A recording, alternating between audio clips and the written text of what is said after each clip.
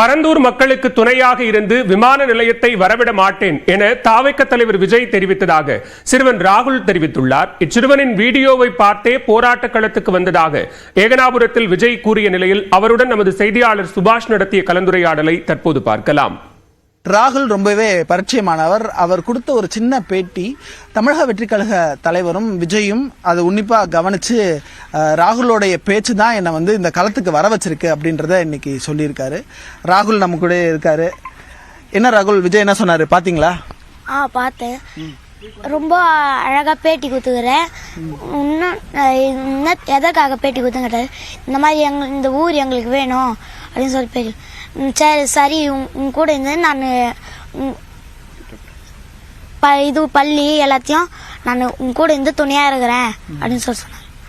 So உங்களுக்கு இந்த ஊர் ரொம்ப முக்கியம் அப்படின்றத விஜய் சாரை பார்த்து சொல்லியிருக்கிறீங்க. அவரும் அதை இன்னைக்கு மறுபடியும் பார்த்து பேசுனீங்களா?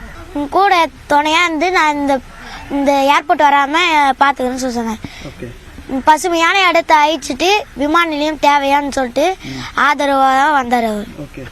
எதிர்பார்த்தீங்களா நீங்க விஜய் இப்படி பாப்பாரு, இல்ல நம்ம பேசுனது இவ்வளவு ஹிட் ஆகும், இல்ல இவ்வளவு பேர் உங்ககிட்ட கேட்பாங்க அப்படின்றது ஏதாவது ஐடியாஸ் இருந்தது? அது மாதிரி ஏதாவது ஐடியாஸ் இருந்தது? எதுவும் இல்ல. யாரு துண்டெல்லாம் போட்டு விட்டா? விஜய் அண்ணா தான் போட்டு விட்டாரு. அவரே போட்டாங்களா? ஓகே. என்ன சொன்னாரு? என்ன படிக்கிறீங்க நீங்க? ஆக்சுவலா நான் 8ஆம் வகுப்பு படிக்கிறேன். எங்க? ஏகனாபுரத்து ஊராட்சி ஒன்றிய நடுநிலை பள்ளியில். ஓகே. ஸோ இப்போ நீங்கள் 910 நாளாக போராடிட்டு இருக்கிறீங்க. போராட்டத்தில் நிறையா பேர் வந்திருப்பாங்க. இவ்வளோ பேர் வந்ததில் இன்னைக்கு விஜய் உங்களுக்கு எவ்வளோ ஸ்பெஷலாக தெரியுது? எனக்கு ரொம்ப ஸ்பெஷலாக தான் தெரியுது. ஓகே. ஸோ படித்து பெரிய ஆளாக வரணும் அப்படின்னா என்ன ஆசை ராகுலுக்கு?